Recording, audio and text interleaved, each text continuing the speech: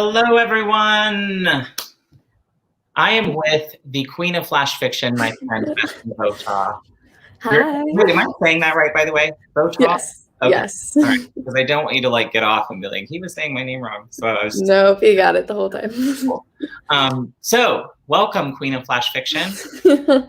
Hi, thank you for having me. Excited to be here. Oh, me too. You have a wonderful group of folks who are hanging out and saying hello and supporting you. My good friend Aphrodite Lee loves you.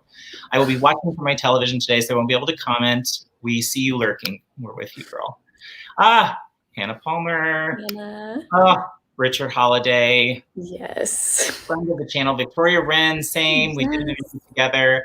And Bethany is saying her shout outs. Everybody, we're talking about but very serious. You know, the usual. Yeah. Here we go. Can you at least put some beans on toast? Oh, that actually is really good. Have you tried that?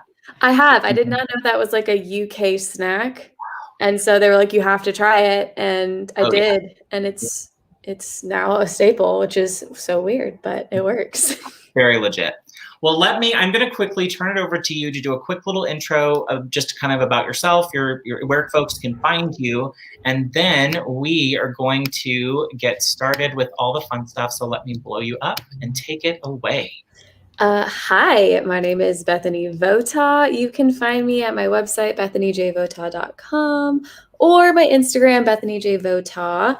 And I got into the whole AuthorTube sphere when I knew I wanted to self-publish and I wanted to find other writer friends, so AuthorTube. And then I found all of these amazing people and have made these connections. And I write, if I could write short stories for the rest of my life, I probably would. I will be writing short stories until I die, but it is... we're talking about Scribbles and Scrawls, which is my debut short story collection, but I also have other mystery thriller books coming your way shortly. Yes, I can't wait. You'll have to come back, by the way, when it's time for the next book, which we're going to talk about later in the program. There will be a little announcement about the next publication. Yes, yes. Well, all right. So I'm just going to give a quick overview for anybody who is new. I'm sure most people know the rundown by now, but just in case you're new to the channel.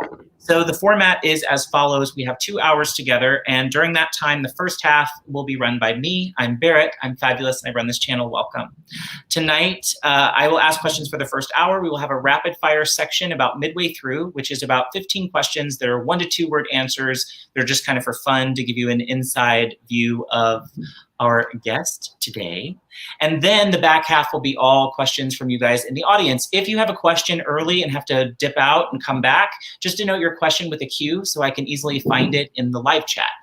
And with that, we are going to get started. Oh, and be respectful. If anybody is rude, I will banish you to the depths of hell. All right. Who's ready? I am so ready. Okay, Bethany, on your website, which I have linked in the description below, as well as her newsletter sign up, be sure and check that out as well in the description below. It says you were an Oregonian by birth, and you're currently living that sweet nomad life with your husband. Tell us whatever you're comfortable with about your life. So let me take it back to the beginning. I was born in Oregon, about 30 minutes west of Portland. And I grew up there, and I'm one of 5 siblings. I am the oldest by a whole minute. I am a twin, and it was great. I had a great childhood, all that jazz, went to college, yada, yada. I actually reconnected with my husband at college, but we actually knew each other from Oregon, small town things. We got married right out of college. It was great. And then he went right into PT school, and we have been moving around ever since. And then, Miss Rona came into our lives.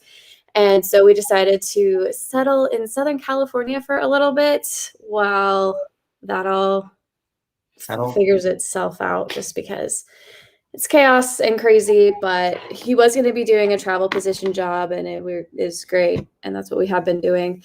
But now we're in Southern California, which is great. We have friends down here, so could be worse. Yeah. Could be worse. Oh, yeah. Way worse. How about the puppy? There was a puppy that I saw on some videos that I was watched way too many times. He's asleep on the couch, so I'm not going to wake the beast. But we adopted him when we were in Colorado, and he's hung out with us ever since. The dude goes everywhere with us. It's great. that first video where he just kept falling asleep. I couldn't. I kept rewatching you that day like 8 times. Like you were saying, my husband's like, who are you looking for? Like, it's the dog. You have to. The dog. Yeah, no, he's so sweet. His name is Durzo. If you know the character Durzo, let me know. You're a part of the cool crowd. Cool crowd. Yeah. So no, he's fun. We do a lot of things. Loves the beach. Loves hiking. Cool. Gary's here. Gary Thomas. Okay, well, no, that's going to come back later. I see you, Richard. Yes, you're a twin. What? So, yeah. Is it identical? Like, are you identical, or do you? So painfully fraternal. I'm like 5'7", 5'8". My twin is maybe 5 foot on a really, really good day. Oh, wow. I mean, like, it's painful. I have a little sister, and she and I look more like twins than my real twin and I do. But the kicker is, I also have twin brothers. Yes, I remember you saying that on a live we were together. They're adopted, though, so my poor mother didn't have to go through that twice. We're not sure if they're identical or not. I mean, they can do the genetic testing when they're older because it's expensive, so mystery is great. Yeah. But yeah, twin little brothers, too, so big family. Love it. Fascinating. That's a lot. Like, that doesn't even fit in one, like, standard minivan, does it? Yeah. Wow, okay. That's hardcore. Did you always want to be a writer? No. Okay. I always enjoyed language and whatnot. Like, I took French and Spanish all through high school, and I was going to be an au pair in Spain before that fell through. But I'm a people pleaser by nature, and so when people say, "Yeah, science and math is where it's at," I'm like, okay. So I went to school for chemistry, and I ended up with a degree in education with a minor in chemistry. Yeah, definitely not doing that. So I think it's funny that I went, full circle, came back. Yeah, I love it. Well, I didn't study writing either. So I appreciate that. And someone else being well, I wasn't the only one. So what event in your life most inspired you to write, would you say? I don't think it was like a single event so much as having the wonderful opportunity to go to some really cool places and meet some really weird characters.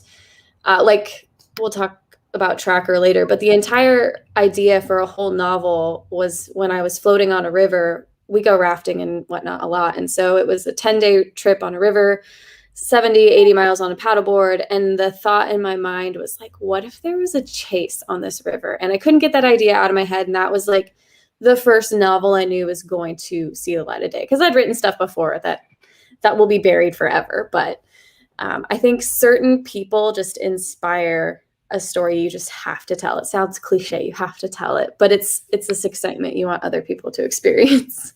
No, I get that. So what would you say would surprise a reader to learn about you? Let's see. Well, okay. When it comes to short stories, probably your normal one. What? We gave away the twin one already, which was probably the normal answer to this question. Well, I'm definitely allergic to mangoes. Like, I will die, so. How did one learn that? You didn't learn that the hard way, did you? Oh, yeah, I did. What's funny is my twin sister developed the allergy about 3 years before I did, and I made so much fun of her, and it was just God punishing me. And it was my own fault. I did it to myself. So there's that. Oh, that's funny. I'm laughing with. It's okay. That made me giggle. So where do you go to refill your creative well? Outside. Again, I come from a very active family. So my dad used to be a river rafting guide and whatnot. So we get to go do things that people pay a crap ton of money for. And it's great. I do not take that for granted at all. So we get to go rafting, we get to go camping, we get to go backpacking. And my husband comes from a very active family. And so when I am away, unplugged and near a body of water, it's just this most refreshing thing, and my mind can clear. And then when I come back to reality, I just feel like so much more excited to dive into whatever project I want to. Yeah. I think that's pretty common for the artistic type and writers, is recharging with nature. I talk to a lot of people about it, and I think they can relate. Yeah, I think it's varying forms. I mean, mine would probably be glamping compared, like, I love a good pool. Like, I like to sit by the pool. That's fair. But, again, like, I'm not, my nature is limited. I love a good trail, that's well hiked, lots of people. bathroom breaks along the way. That's more my speed. But I get you. Like there is something about being outside. Like I think it's because we're inside so much with the writing and revision parts. Yeah. That's probably part of it. Well, are you ready to talk a bit about previously published things before we move on to the big, exciting release? Yes. Okay, let's talk previously published works. So talk to me a little bit. Is this short story, nonfiction, kind of like, how did you get your feet wet in the published world for your work? I knew that there was a market for, especially online magazines and certain print magazines, for short stories and nonfiction stories. And so this was when I was writing pretty solo through college and whatnot. And I just wanted to see where I measured up. I just wanted to see. And so I can do a video about this or talk to anybody about this later, but I used a site called Submittable where you can just browse listings of magazines and whatnot that want stories, and you could submit if you have a story that fits in the guidelines and all of that. And I submitted a few to them and got published. And one of them was an accidental nonfiction. Oh, really? Yeah, it was a story based off of a field trip I took with my sister in our 4th grade class. And I used our names as placeholders, and I was totally going to change the names and make it nonfiction. But I forgot to do that. And so when it was submitted, they saw Bethany as a character and then written by Bethany Votaw. So they published it under the nonfiction section, which was like, I did it to myself. That is really interesting. You know, I haven't even thought of that, but yeah, I've written a few things with myself as a placeholder that now makes me think like, ooh, triple check your work. So I want to in the future, like keep publishing, but I haven't probably for the last 2 years submitted anything because I'm keeping all of the stories that I can to myself, because depending on the magazine, you have like a certain period of time that you're not allowed to submit it to other magazines for publication or your own self. And so I wouldn't want to have a story that gets picked up because sometimes it takes months for them to respond. Okay. And once they do, it's like, oh, you're in the issue 6 months from now. And I'd hate to have a story that I would love to put in a collection, but I can't because it's already out and legally I can't. So that's why I haven't been submitting, but I kind of want to again, just to kind of see where I measure up. Not that it's a unit of measurement, but it's just if someone wants your story, it feels good and you kind of know you're on the right track. Yeah, for sure. So this interests me now. So for these types of stories, are they are you writing your own thing and then just submitting, like looking for areas or places where the story might fit, or are these publications putting out specific, like, hey, we're looking for this, or it totally depends. Oh, so like there's been a couple of stories where they just want any nonfiction piece, or with like Father's Day coming up, they'll probably want, if you have a story with fathers centered, it's great. But they also have some where it's not even about the story itself, it's about the writer. Like we want a marginalized creator, we want like someone over 60 or whatever. So you can really filter. Again, Submittable is totally free. There are certain magazines that you have to have like a application fee, but there's a lot of free submissions that you can put in, and it's just great to keep everything organized. Because if you do get, picked with one and you submitted the same story, you have to let the other places know that you are withdrawing your application, all of that jazz. But you can filter for genre or the author. Like, are you looking for a female writer? Are you looking for a person of color? Blah, blah, blah, blah. And you can filter it that way. I'm going to throw Richard's comment up because this actually is the same sauce. So real quick, before we move on, kind of visit about your connection with Kent Shawn's channel, because you are kind of a big fixture in his orbit. So I think for folks, who watch his channel in the peripheral, who may not be familiar, like kind of fill in the gaps. I have no idea. Now to embarrass you more than that. Go ahead. I have no idea how Kent and I got connected. I really don't. I think it was like hey, like, I think we write in the same genre and we switched pieces, and it was a leap of faith for Kent because he's never done anything like that before. And I hadn't given a short story to a stranger before, and thus a friendship was born. And now he's like my go-to critique partner. I know he sends me stuff, and part of it is we have similar styles, similar goals, similar genres. So that obviously really helps, but it's, just a really easy working friendship. And so he asked me if we wanted to do like a video collab where he had this great short story, Lydia, and he was like, do you want to edit it? And we can do like a video about what that process looks like. It's and we did. because it was a collab, right? He did a video on his channel and you did one on yours, right? Or something that was like a crossover. I remember watching them. Yeah, so he did one about like what he did, what his story was like, and then I got the piece, and so I went through like what I'm looking for, what I thought, and then I was like, okay, I'm gonna ask Kent to maybe make a big decision with this and this and this, and then Kent's response video was, I don't know if I agree with this, but I'm gonna try, and then it didn't work, but it gave me a bunch of new ideas, and then we did like one final one together where he was like, I did not understand why you said this. I'm like, well, I didn't understand why you did this, and just a friendly banter of. I must have missed the third. Okay, I'm gonna have to go watch it now. But I love that. I wanted to bring that up just to kind of, because we were talking beforehand about the little critique thing we do, and I know you guys do this where you draw a community together to work on fiction. But what's great about that in this community, I think, especially the AuthorTube community, is to find other writers that write in your genre that you can switch stuff with and be critique partners with. I think that's really cool, and I love that you guys kind of embody that. And so I want to kind of put a light on that so other people can see, you know, be looking for those people that you can switch work with and say, we kind of write the same stuff, we have similar goals. That's the perfect, like, CP. And it's more than just CP. I mean, like yesterday, Kent and I had an hour-long call because I was like, I am so burnt out of the Trackerverse. I don't know what I'm going to do. I think I'm making a bad publishing decision. And he listened and he was like, dude, like you're psyching yourself up. But where like the week before, he's like, I need you to read this first act. I don't know what I'm doing with prose. I don't know where I'm going with it. And I read it. I could very bluntly say, dude, like you're freaking yourself out. Like just chill. So sometimes you need those people that you can give stuff to and just be like, am I crazy? Am I onto something? Or like, what is happening? And having those people in your corner is great. I mean, like Richard, I could do the same thing. Victoria, same thing. Yeah.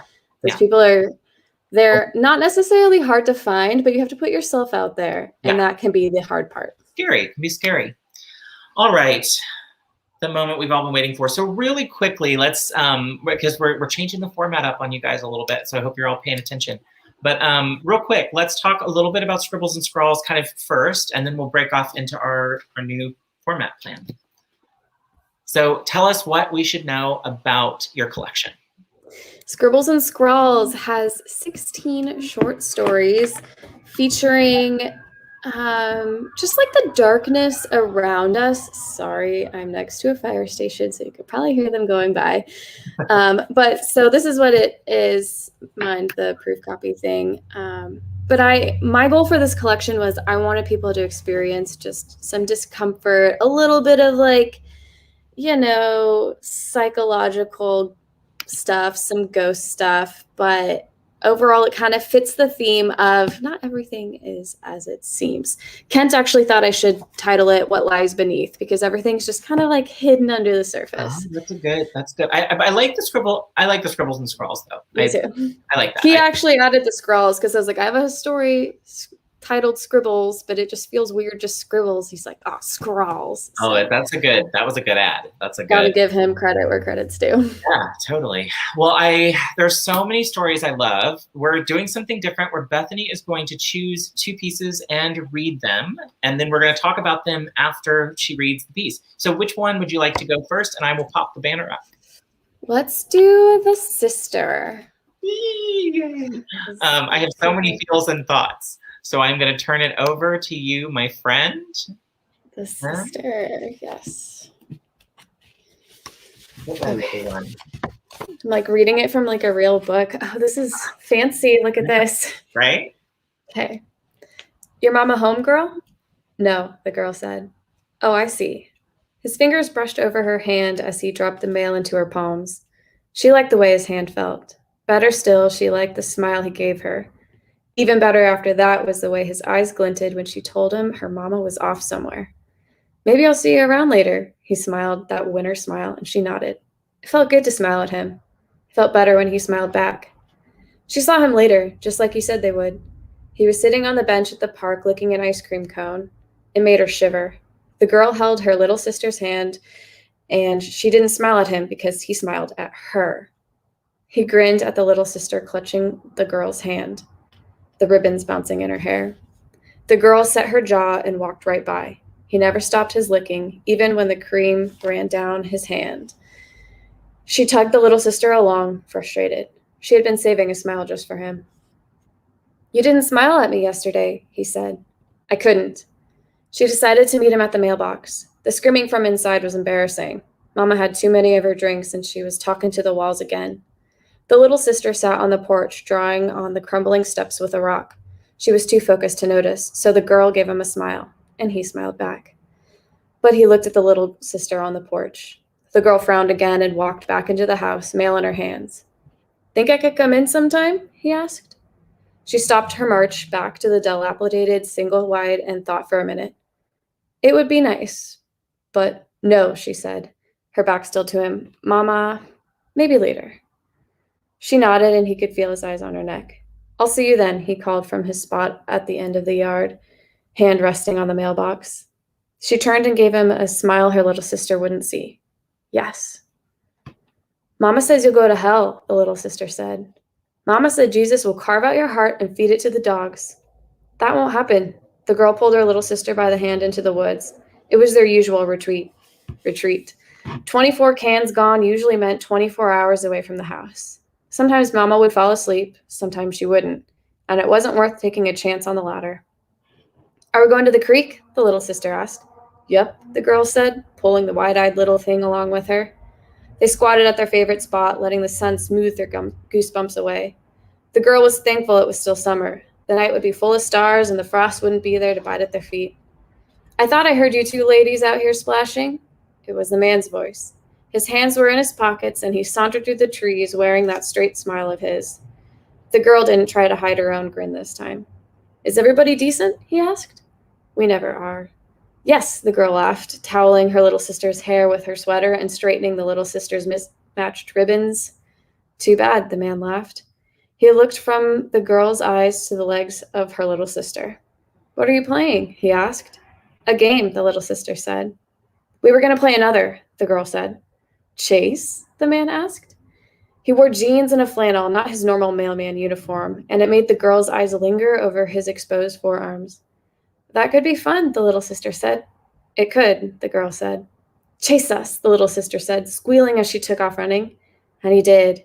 And he played at first. The girl knew he was fast, but he let the little sister think she was winning. The man let them weave between the trees, and the girl tried not to be annoyed that his smile was for the girl with the ribbons instead. She touched her ribbonless hair and grabbed the little sister's hand. "We have to go." "Is it time already?" the little sister asked. The man pretended to be out of breath. "Already? I just caught up." "We have to go," the girl said. "I'll see you later then," the man said to her back. She nodded and pulled the little sister along. It felt like a real chase this time. They were lucky. Mama was fast asleep on the sofa when they crept back into the stuffy house. They snuggled tight in their bed, playing a quiet game of slapping the fleas off each other's skin. "Leave the window open," her little sister said. "Maybe he'll come back to play." The girl made the mistake and left it open. They lied on their backs and stared at the water-stained ceiling, their own private set of constellations. "Do you really think Jesus will carve out our hearts?" The girl scoffed. "No, and even if he did, it doesn't hurt." "How do you know?" "I just do." The girl pinched her little sister's side and the little sister giggled. "I thought I heard you two ladies," the man said from the window. The little sister sat up, eyes bright with the anticipation of another game. "What?" the man asked, climbing through the window. "No smile for me?" The little sister beamed, already pulling out the mismatched deck of cards. The girl figured she would want to play their strange version of Go Fish. They had to amend it to make up some rules when they figured out several cards were missing. The man didn't even look at the girl's face once he got inside. Instead, he softly stepped across the floor and sat with the little sister, picking at the cards, then picking at her dress, then picking at the skin on her legs. This looks funny." He pulled the sleeve of the little sister's dress down. "What about this?" the girl asked. She stood in front of the man and pulled both of her sleeves down, revealing much more of her chest than she had ever before. The man stood and smiled. Finally, he smiled at her. He stepped over the cards and the little sister. He tugged a little harder on the dress, pulling it down more. The little sister, still on the floor, cards covering her legs, looked wide-eyed at the girl and the man. "What are—" And her words were snapped off by the sound of a knife piercing skin. The girl only had to reach behind her, under her grimy pillow, to find the handle. It only took a moment to sink in between the ribs. She swore she felt the vibration of a beating heart slow through the handle of the knife. The man let out a moan, a wet, sloppy sound. He fell to his knees, then on the mismatched deck of cards.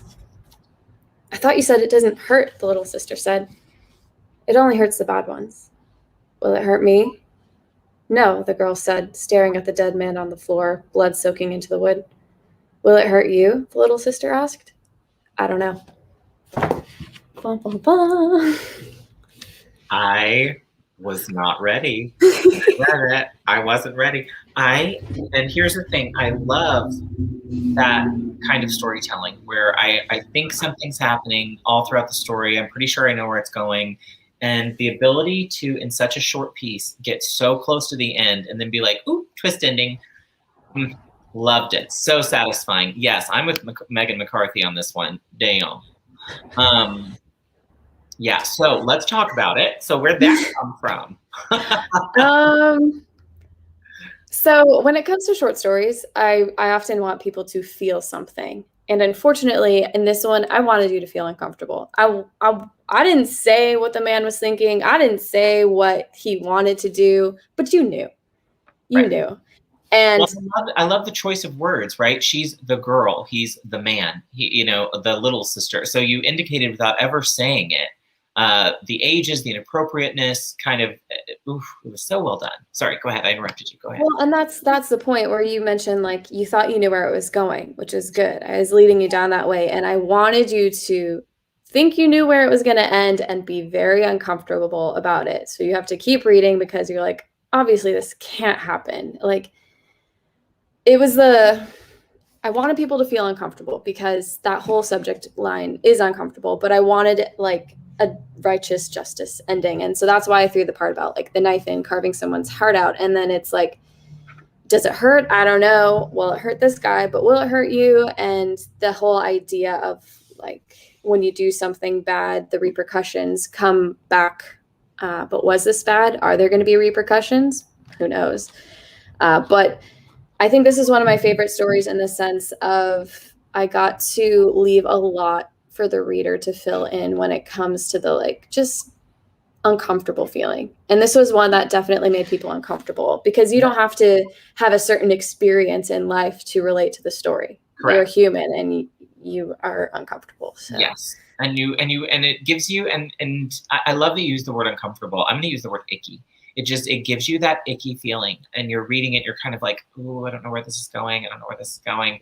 And then you kind of get to the end and you're just like, oh, well, alrighty then. And yeah, that was well done. Well done. So good question on that. So when you know that you want to make someone, feel something, like something that uncomfortable, was it that you wanted to kind of put people on edge and that was kind of the most in your face example you could think of? Or how do you inspire that kind of a story? You know what I'm saying? Like, where does that come from? Well, the idea itself came from like, I wanted to do something along the lines of like a mother's intuition, but I felt like that story would be a lot of telling, a lot of like the mother explaining. And so I wanted it to be like the innocence of a kid experiencing something's off like that. I don't know if you remember, but like, I think all of us have that point in our life, like one moment where you're like, this is a sixth sense thing. I need to get out of this situation. Oh, sure. Like it's bad. And so this was like, I wanted to write a story of like, okay, this girl's experiencing that something's off thing, something's bad, and not have a mother's intuition present to help. Yeah. So that was kind of solve it on their own, which is, and so dark. Oh, yeah. The heart beating on the knife handle. Like, yeah, my poor mother is going to freak out. I love her. She's going to try and read this, but she might not even get that far. Beautiful. It's late in the collection. So yes. Who knows? She could fall off, but I doubt it. She loves you. She'll want to power through. She'll try. So let's, are you ready to do the next one? Yes. Which one was that? Scribbles? We were going to do Scribbles. Yeah. Let me get my banner here and make you big. Okay. And away you go. Violet liked to read and draw. I liked to walk. I had always been that way. I moved and she didn't. I was too loud. She never was. What are you doing, Vi? I asked. Drawing our life, she said, scribbling across the page. She was on her stomach, laying on an old blanket, face scrunched in concentration. She took drawing seriously. Pass the crayons. I handed her the box of broken crayons and nubs of color she could barely hold. What are you drawing? I asked again, peeling the paper off a broken crayon. She never answered me the right way. She huffed and held out a picture for me. The white page was full of little pencil outlines of people. The background was slowly being filled with color, green trees, red flowers, yellow sun.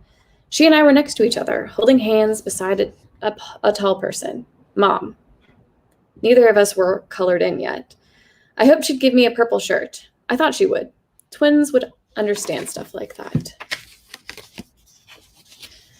I scoffed at the other two figures. Why'd you put Tawny in there? And Toad?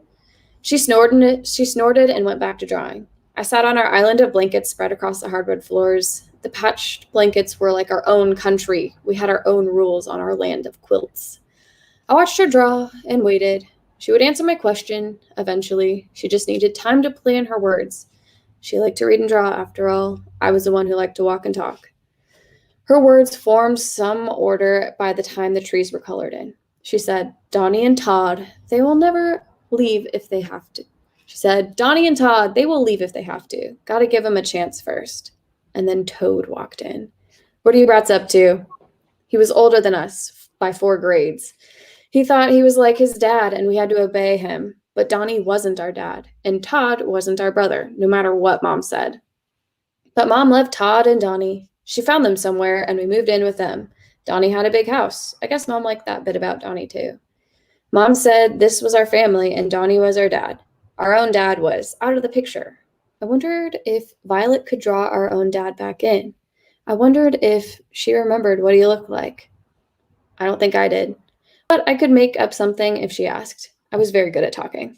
I said, what are you brats up to? Are you coloring on the floor? I'm going to tell my dad. Todd wore a sneer. He was excited over the prospect of getting us in trouble. I wanted to spit on him and not care, but my stomach squeezed tight. I glanced at the paper on the ground and hoped none of the crayons made smudges on the wood when Vi colored the edges. Toad used his foot to tap on Vi's back. What do you got there? It was nearly a kick, but I couldn't say that. Then he'd really show me what a kick was. Maybe bust up another one of Vi's ribs, too. He picked on her more than me. She stayed still on her stomach, but her fingers curled into her palms, unwilling to give Todd a chance to step on them. He kicked her again, his muddy shoes leaving prints on her island of blankets. On her space. What is it? He asked.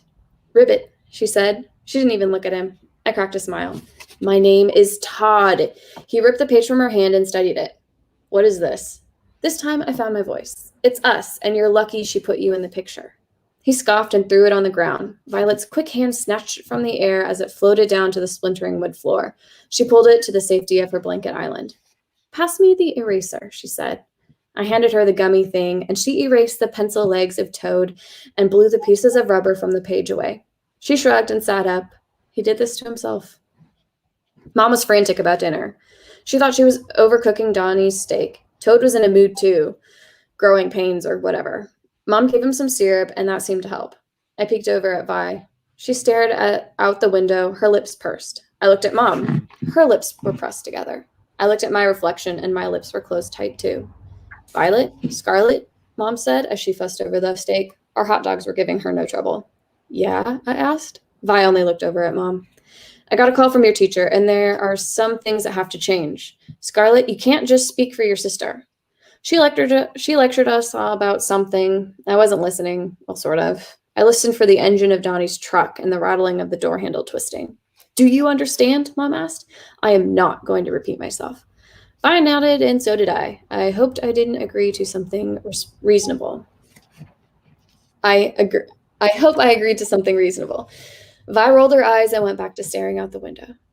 She just thinks because you're twins, you should at least be getting the same marks. She has no regard for how different you two are. Mom lectured the steak as if it was the teacher, but we never went to those school meetings anyway. Toad kicked me from under the table. Ow, I yelled, hoping Mom would come to my aid. Sorry, Toad stuck out his tongue. Mom didn't see. Leg cramps, he said. I was just stretching. I was going to say something, so was Toad. Mom too, but the rattling of the doorknob made us all fall quiet. Donnie sent us to our room early. Toad too. Vi didn't get more than a bite of her hot dog. I figured it was coming, so I scarfed mine down. Donnie said we were all ungrateful brats. Toad pinched us both real hard on the way to our confinements. I yelped and hollered back, but Vi just took out the eraser and took away the figure's lower half from the drawing. She took away Donnie's legs, too. Now they were floating arms and bellies with heads sticking out the top. She colored me in, though, and that made me feel better. She even gave me a purple shirt. Donnie woke us up later that night, slamming the doors. He bumbled around getting to the bathroom. He was up 4 times, Toad too. I knew Vi was awake and I could hear them, but she didn't say anything. She didn't move either. She just fell back asleep, holding that eraser tight in her hand. And when Mom sported a big black eye the next morning, almost Vi's favorite shade of purple, Vi bit her lips and took out the wrinkled drawing and eraser. By now, she had the clouds and grass colored in, the flowers too. She used the last bit of the red crayon on those. She sat at the kitchen table with me and Donnie and stared at the man the whole time as she erased his stomach and arms. Only his head floated in the picture. He started coughing, little grunts that usually happen after smoking his cigarettes, but it didn't stop, so he went to take a nap. Toad came into the kitchen next. "Ribbit," I whispered when he was in Donnie's place. Mom smacked me on the back of the head. "Be nice." I rubbed my skull. It stung. I think she used a spoon. I couldn't be sure. Vi rolled me the eraser from across the table and slid me the picture. I stared at the drawing. The trees were filled in with different greens. The sky was blue and the sun was a perfect circle, colored yellow with orange rays bursting from the giant dot. The only blank spots were the people, except for my purple shirt. Vi colored hers orange. I looked at the eraser, the picture, then Mom. Then I looked back to Vi. She just shrugged and munched on her burned toast. I took the gummy eraser and slid it across Mom's left leg. The pencil marks lifted, and I erased her whole left foot, careful not to smudge the crayon in the background. I passed the eraser and drawing back to Vi. "Ah," she looked at it. "Just a little." "Just a little," I said. But Donnie's coughing and hacking grew worse throughout the day. Eventually, probably in a weird way to make the day end, Mom sent us to bed before dinner. She complained of a sprained ankle and went to ice it with frozen peas. Donnie still kept us up through the night. He hacked and hacked, coughed and coughed. Finally, Vi said, "I think he's got to go." I wanted that incessant coughing to stop. I love that word, incessant. It was the perfect thing to describe that deep, wet cough, the chest rumbling that went on for hours. It was like Donnie pounded my ears with a hammer each time he coughed. Vi was right. He had to go. "Just a little," I whispered, hoping he and Mom wouldn't hear and burst in with a wooden spoon ready to paddle our behinds. "Just a little," Vi nodded. She took the eraser and finished erasing Donnie's floating head. I hoped Toad was next. And finally, the coughing stopped. Ta-da. I love it. So, okay. So the children's erased the abusive stepfather. I love it. Like, where did this come from? So I think with like certain aspects of like horror and psychological and whatnot, you need to have like some, I don't know, magical ailment. And what better way than like a physical picture of like what they want their family to be. Yeah. And making it what they want their family to be. Yeah. I think, I'm sure this wasn't intended to be written for younger readers, but like younger readers could read that story, right? Like it's a spooky story that a kid could read. And, from a kid's perspective, that's pretty, that could be very spooky. All the R.L. Stein, right? Spookums. Yeah. Maybe I'll like get a future collection where it's, kid friendly. Yeah, well, I'm partial to kidlit, so that's always why I'm in that one. But I love this one. Yes, no, that one's so great. I love the idea. So when you're coming up with something like that, do you know where you're going? Like, do you plot out a piece of short fiction the way you would a larger story, or how's your process? With the short stories, I rarely ever plot out something unless it's a really, really great idea that I've tried writing and it's not working. But for the most part, like I knew how I wanted this to end. Like this kid to have this like incredible power, but like use it only when someone deserves it type thing. Use it to create the life that they want, and thus the whole thing was born. And then I liked the idea of twins because they get compared to a lot. I mean, I was lucky where like my sister and I looked physically different enough that we didn't get those comparisons, but we always got the like, why is she like better at this sport? Why can she sing and you can't? Blah, blah, blah. And so it was fun to play around with the like, this is a loud one who's observing things. She's moving. She constantly sees things going on. And then the little quiet one who kind of takes matters into her own hands. And so it's like the flip of what you would expect. I just thought that was fun to play around with. I watched for, because they'll erase you. Yeah, they'll get you. No, I love that. So, okay, so here's a question for you. When you're, so it's not necessarily plotting. So you don't necessarily plot out short pieces, but you do know where you're headed. So then when and how do you decide to reveal things to your readers? Like so does that something just feels organic as you're writing the story? You kind of go, oh, here's my reveal moment. Is it something you hit on revisions when you go back and kind of edit a piece? So what's that like for you in your writing journey? Are you talking about like how do I know when the story's ended and to give the big reveal? Well, or just like it's usually right before. I love how you usually do it right before your endings. So you really take a reader. For instance, if I were to stretch your short story out into like novel form, I still think you would be dropping your twists at a perfectly like late point in the game where like a reader is so sure they've figured out the thing and then get a surprise. So for you personally, when you're writing, knowing now that you're not like plotting each thing out in advance and you're kind of more organic with your writing, is it like a rhythm you feel in a story where you're like, okay, this is the moment where I want to show the reader, the thing, or reveal the creepy guy's getting stabbed, for example, right here. Like, when do you decide to kind of drop that? Is it? I think I've written enough stories where I just kind of know, but at my earlier stage or like when I'm revising, I need it to be where you would expect something different. And I think it's important, like the first 2/3 of the story to be interesting. And if it's not, I'm not even going to get to that fun twist or reveal. Okay. So I don't know. I don't really have an answer. I guess just when it feels right. Yeah. I mean, I edit these, of course, and yeah, I mean, I don't really know. I just do it, no, which doesn't help. But now I feel like I need to like look into that because maybe I'm using some convention that I didn't even know about. No, I don't know. It works really well. And it's something I've noticed in your writing, having read a lot of your short pieces. It's a great feature, of your writing is the way you do reveals. And I think it's great. I wish I could think of the writer I'm trying to think of, but there's an adult author who writes thrillers that has a similar, like really, really late reveal for things. And I remember a reviewer once saying it was like the book is ongoing foreplay for the reader. Like you think you've figured out the thing and then boop, reveal. So anyway, I think of you when I think of that, which is sort of inappropriate. But the point is the same concept of like the late reveal kind of works. I do think that the late reveal aspect can get me in trouble sometimes, or like I'll have my beta readers, I think a couple of them are in the chat, like Hannah and Victoria, where it's like, all right, please read this story and tell me if this reveal feels more like a punchline, because sometimes that happens where it's like, this is just like a long running joke or riddle, and it doesn't really feel like a story because the ending is too abrupt. So I think that's probably where maybe I struggle sometimes, or like Orla, she was just like, okay, you're like killing me with these abrupt endings because like, yeah, it makes the story complete, blah, blah, blah, but I wanted more and it's over like so fast. So that's something I think like in my own writing, I have to watch out for is those like gotcha endings or those gimmicks. Okay. So Hannah Palmer says Junji Ito tends to do that, literally reveals the twists right at the end.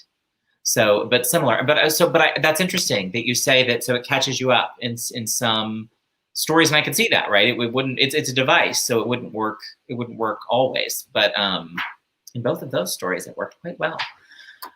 So I'm going to visit real quick before we move on from Scribbles and Scrawls a little bit about my personal favorite story from the collection, which is a story at the beginning called, I think it's called Coffee with the Devil.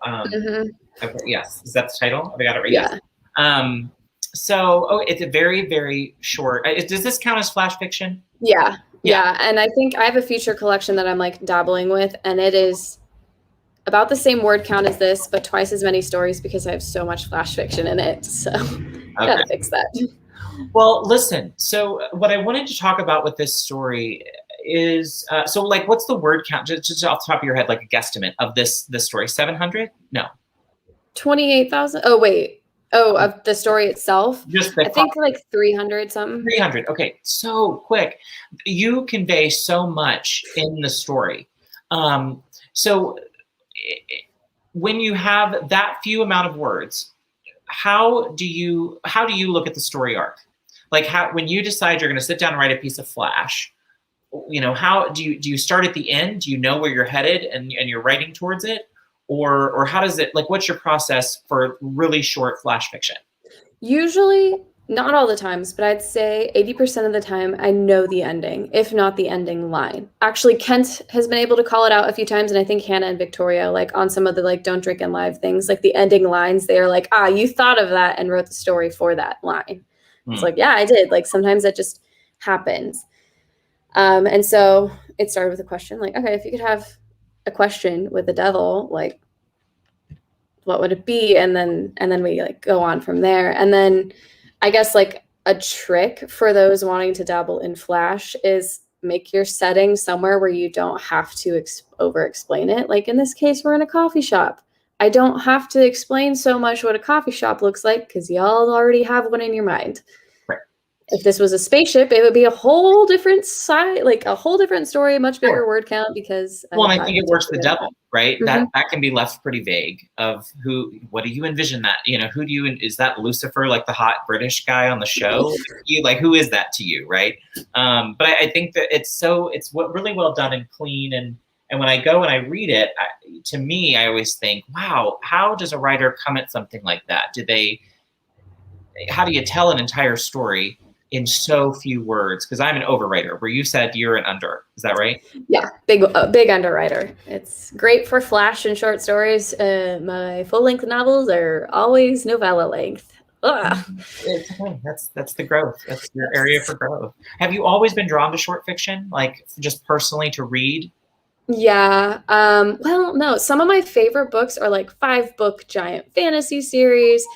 But some of my favorite stuff was shorter fiction as well. So I guess I'm all over the place with that. But with flash fiction, I don't know. I feel like we were talking about earlier about how certain flash fiction is just like mining a piece of gold. Like it's like, oh, you're like, I got it. This is a diamond. Like I found it. When a lot of the times you're writing flash fiction, you're shoveling crap out of the way. You're getting terrible ideas done out of the way, terrible ideas out of your head, terrible execution, and then you find that good piece. And so I think Coffee with the Devil is pretty near and dear to my heart because it's one of my first successful. Oh, you like it too? It's one of my first successful pieces of flash. I probably wrote this 2 years ago. And it worked, and it made people feel things. It made people excited. It made people. I love the end. Well, people liked it because it was a story.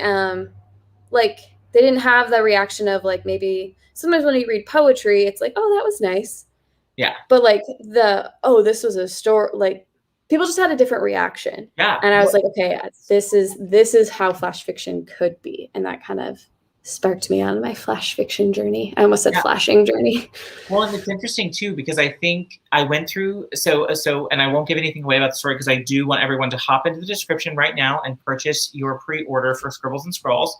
But when you get it and you read Coffee with the Devil, come back and argue with me about it, because what I think is so great about the story is I read the story. This is another a different way of using the device we were talking about earlier. But during the story, I got the feeling that the character was figuring out their level of agency.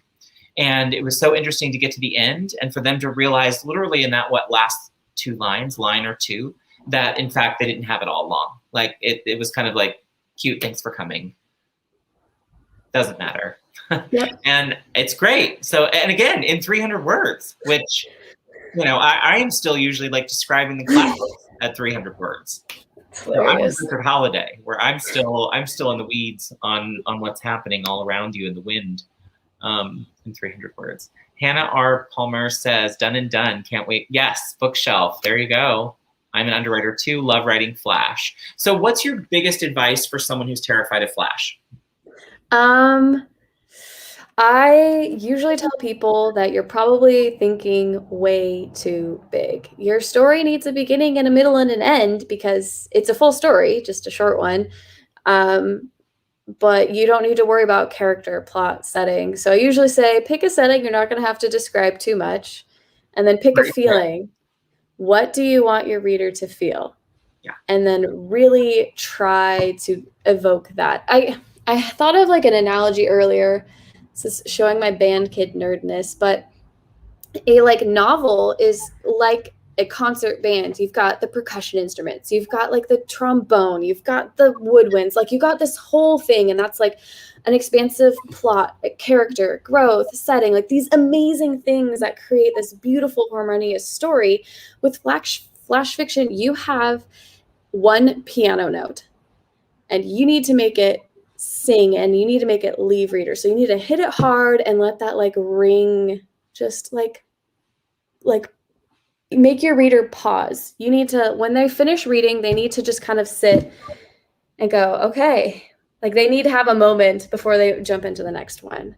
And that's hard to do. I'm not saying like, oh, just like try it out. You'll love it. It's hard to do. You're gonna write some bad stuff. I promise. I write bad stuff all the time. My slush pile is awful. One of the things that took the fear of short fiction away from me is something Bethany pointed the wrong way. Bethany said on a Don't Drink and Live, and it was kind of a flippant comment just quickly to somebody in chat about how you know, they were having trouble with short fiction. Might have even been me. I can't remember exactly who said it. But the thing she said that was the aha moment was that she'd rather spend, you know, a day or maybe two working on a short piece of fiction and it not work, because it's like, it's like a day or two of lost work, as opposed to a month or two of work on a novel or novella before you figure out you need to like overhaul something. And for whatever reason, that clicked in my mind is like, yeah, that would be more efficient, wouldn't it? And so then it was kind of like the roadblock I needed lifted to kind of move forward and be like, aha. Well, before we get bogged down, because I am going to get us on time, you know me, I wanted to talk about a collection you were involved with a little earlier in the year that I also loved two of your pieces from, and that was A Season of Darkness. So will you talk just real quickly? I think there's a link below. If there's not, I'll add it later. I believe it's down there, though, if people want to purchase it. Two of your stories were in this collection, correct? Mm-hmm. And very different. Yeah, very different. Totally different. One of them, I just at least want to ask you about, like, the origin of lists. Oh, yeah. So obviously flash fiction, 110% yes. flash fiction, because that cannot be 150 words. That's very short. Okay, very yeah. Short. So go, take it away. Tell us. Lists. You'll find this. I am awful at titling things. So lists is actually a story written in a listicle format.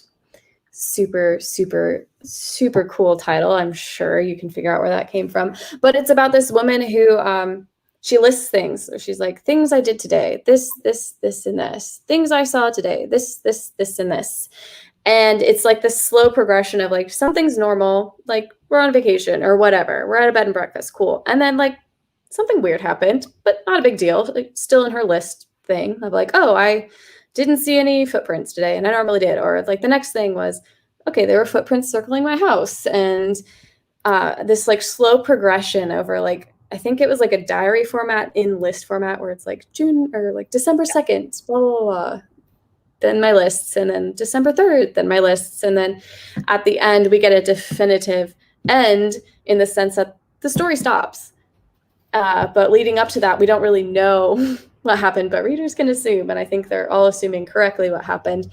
The origin of that was this sounds so stupid, but there was like a story in like the Netherlands about like these footprints that weren't necessarily like animal footprints, and they thought it was the devil wandering the hillside. And so I was like, okay, what if this happened to somebody? I don't know. But I can't just like tell that story in the normal way. I wanted to try using a format that was different. Oh, it works really well. To like just add an extra element. Oh, yeah. Because the lists at the beginning were longer. She was explaining her day. And then at the end, they were like short. And you're like, oh no. And that I think sped up the pacing too. It gives doom. Really interesting piece. I would recommend anybody. There are lots of great stories. Victoria Wren's in that one.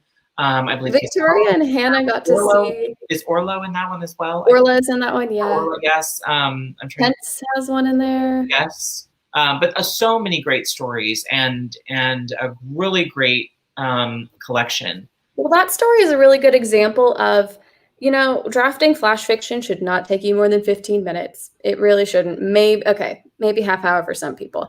But like, it should not be days and days of figuring out how to write flash. So Victoria and Hannah, if they're still in the chat, they got to see, like, I kid you not, 12 different drafts because I did one and I was like, it's not working. So instead of like editing it or whatnot, I just started over and tried again.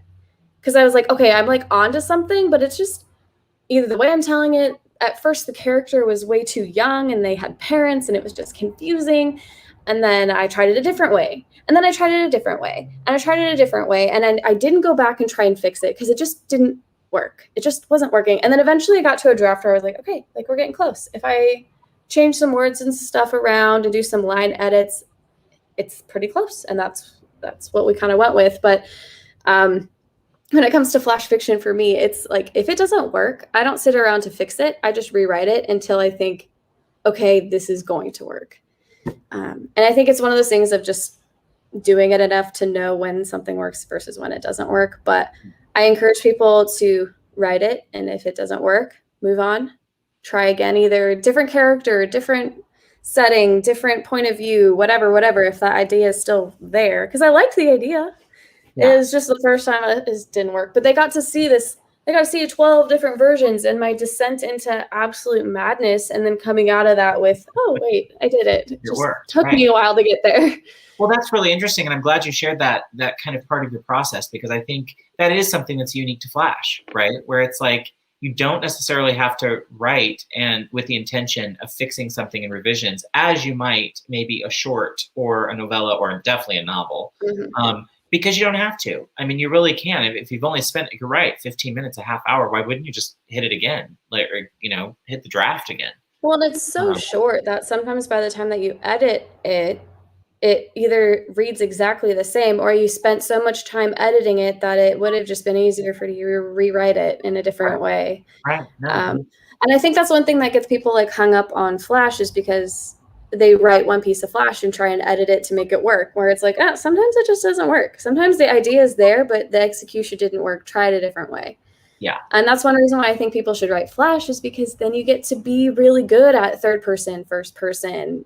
You can play around with tenses and point of views, and it's quick and easy in the sense of it's a great practice just to get better.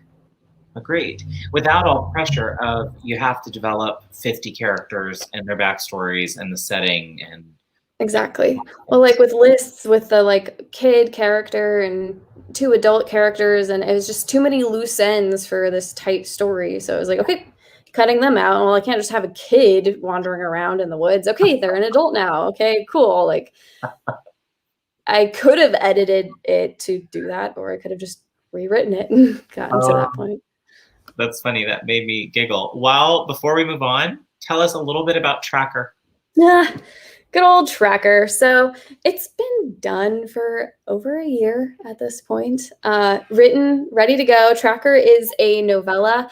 It is a thriller. The little pitch I have for it is a cop uses a reclusive man in the mountains of Montana to help him track down a kidnapper and drug runner, and they all have something that they're hiding. So that I think is going to be coming out late September, which is exciting. And I'm working on the prequel that will be free for my newsletter subscribers, so join that. But yeah, Tracker is coming out this year, And it's funny that it's been done for so long. I think people think I'm way more confident than I am, but I've just been like too chicken to hit the publish button. I love that you own that, though. I mean, listen, I bet there's a lot more people like you than you'd imagine that have felt that kind of like, oh man, it's like, once I do it, I can't undo it. Yep. So listen, you know when you're ready. So I can't wait. We'll be here to cheer you on when it's time. All right. Are you ready to shift into some rapid fire questions? Nope, just joined your newsletter. You just got a new newsletter sign up. Oh, thank you. The link in the description below, if anybody else is looking for it. Mr. Vlandis is my guest next week, by the way, everyone. Popping in to say hello. All right, real quick, let me get my rapid fire banner up and you can prepare, ma'am. Okay, so the rules is there are no rules. No, I'm kidding. The only rule is try to do 1 or 2 words. First thing that pops in your mind, and it's just all for fun, and feel free to pass, okay? Okay, oh, I got the right banner, I do. Keep texting me, change your banners. Okay, okay, what sin are you most likely to commit? Gluttony. Me too. What sin are you most likely to forgive? Pride. What's your best virtue? Flexibility. What is your biggest vice? Coffee. What book or story ignited your love of writing? The Night Angel. When are you most at peace? On the river. What makes you anxious? Not having a plan. Me too. What smell reminds you of home? Pine. What can annoy you instantly? My brother. What is the best way to your heart? Honesty. When are you most productive? In the morning. Where do you get your best ideas? People. What is the best way for you to replenish your well? Sleep. What's your guilty pleasure? Whiskey. If you could have any superpower, what would it be? The ability to refill things. Interesting. That's an interesting superpower. I'd love to talk about it. Yeah, tell me all about where that comes from. I don't know. Like, have you ever just had a glass of water and you're like, I wish I could refill it? Okay, cool. Yeah. Refill it. But it doesn't ever end. Oh my gosh, my bank account is empty. Just refill it. You know, my gas tank is empty. Just refill it. You know? Okay, that actually I hadn't thought through. That's a pretty great one. Yeah. That's pretty great. I like that. All right, we are going to shift over everyone to the chat questions. There have been quite a few, and we got lots of answers. Let's go, Bethany. These were to our previous, yes, food, coffee, Pepsi. I see what that was. Through my stomach. Of course. I'm a fan of the red can. All right, I'm going back to your original questions from the beginning. You had one early. This one is a favorite. You know, it depends on who you ask. We already answered this one. You all are fraternal? Yes, very fraternal. Next question. Thank you for the cues. It helps me. When did you realize you had a gift for short form storytelling? I say gift loosely. I think it was Coffee with the Devil because that was the first one I ever picked up for publication and the first one that like people read and they had a positive reaction. And then some, you know, the fact that I like it so much and I'm willing to put in the work for it makes me feel like there's something to it, you know, like the marathon runners that they don't just run marathons because they're good at it. They run marathons because they love it so much and they keep training. I think that's the other thing is like, I'm willing to keep doing it because I like it. Yeah. Are you currently working as an editor and are you taking in authors if you are asking for a friend?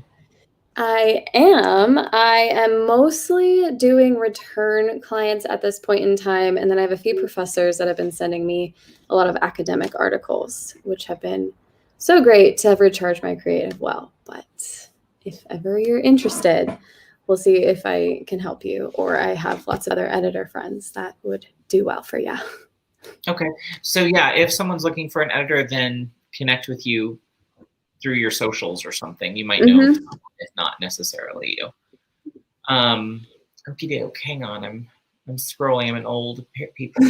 I'm impressed. Like, I'm looking for cues and I am not seeing any because my tracking's off. Okay, I think I got through the old questions, and now we're caught up to like real times.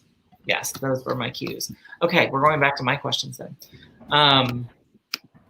Okay, several that I had from above that I'm going to get back to. So,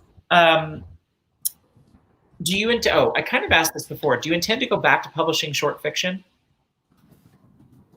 Yeah, this will not be the only collection of short stories in the future. But you'll stick with your own collections. You don't think you'll do the submissible kind of thing again? I have a few stories that are kind of outliers for collections that I want to put together. So I might.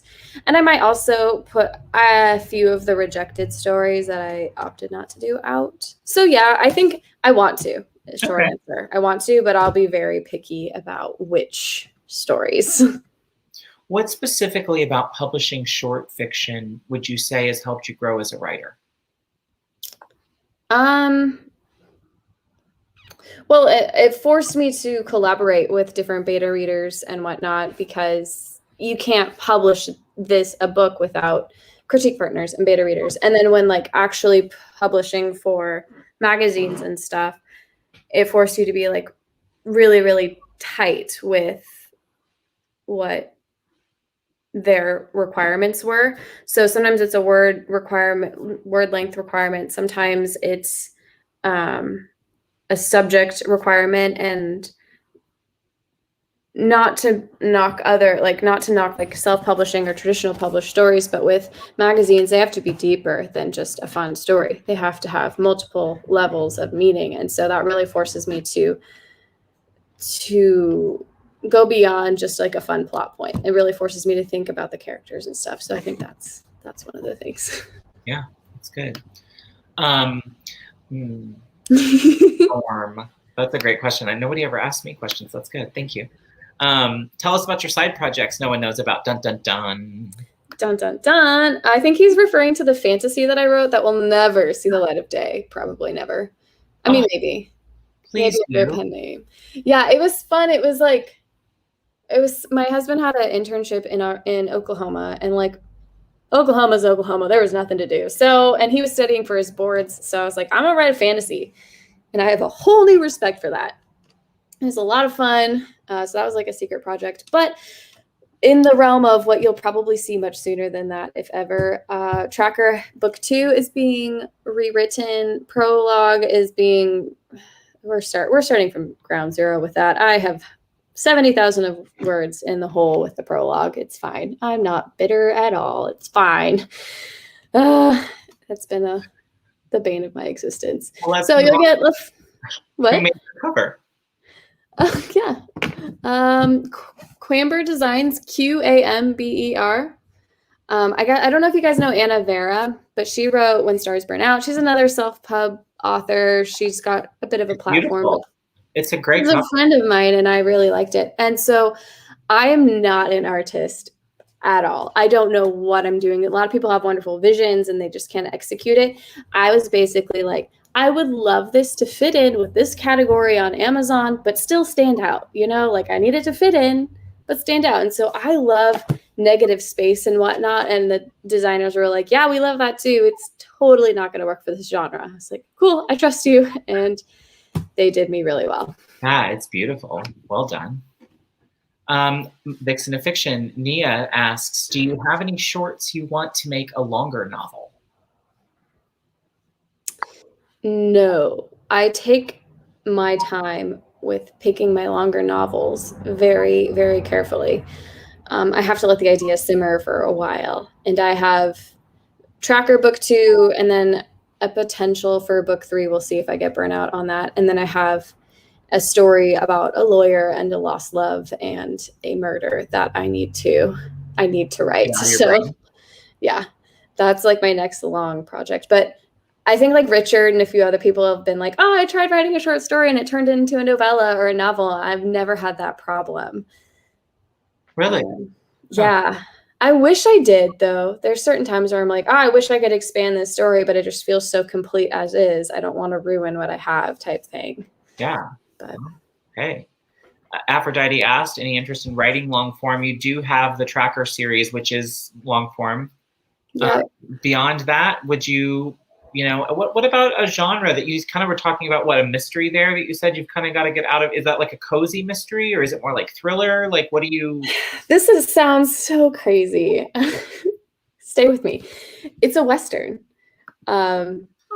Right? I know. Didn't think that would happen, but it has to do with the theme of justice. We've got a lawyer that, in a very young time where law really wasn't over the land, supreme law over the land type thing. And so he has this mission to, save this innocent, or this man that may or may not be innocent. But then when he comes to town, he is emotionally involved with a lot of the things, the man he's going to defend. And does he make the right decision? Whatever. So it's that thing. And so I would love to make the setting a little bit more modern, but the way that the law works and the whole sense of justice versus mob rule works so much better with that Western theme. Yeah. So I was like, okay, it's like mystery thriller, just like with a different setting. I don't think I'll continue writing Western, but this question fascinates me. Yeah, Richard, you're right. But in all seriousness, is there a genre you'd never touch? I mean, romance purely just because it doesn't interest me. I really don't know if I would ever, under BETHANY VOTAW brand, get into sci-fi or fantasy either. I very much like short fiction, and then I love mysteries. Maybe the mysteries won't all be in like the same vein, but I like mystery thriller type stories. They're a lot more of a headache, but I really like them. That's fair. Hannah Palmer asks, which author would you say you take the most inspiration from, and why is it Hannah Palmer? Yes, Hannah is awesome. If you guys haven't read any of her stuff, it's awesome. I just finished beta reading for her. Her next book is going to be a real treat. I'm excited to have her on at some point. I don't know. Okay, so Yoko Onawa, she is a Japanese author, and so it's a little hard to get through some of her short stories and novellas because they're all translated from Japanese, but they're all very like psychological undertones where it's like one collection's called The Diving Pool.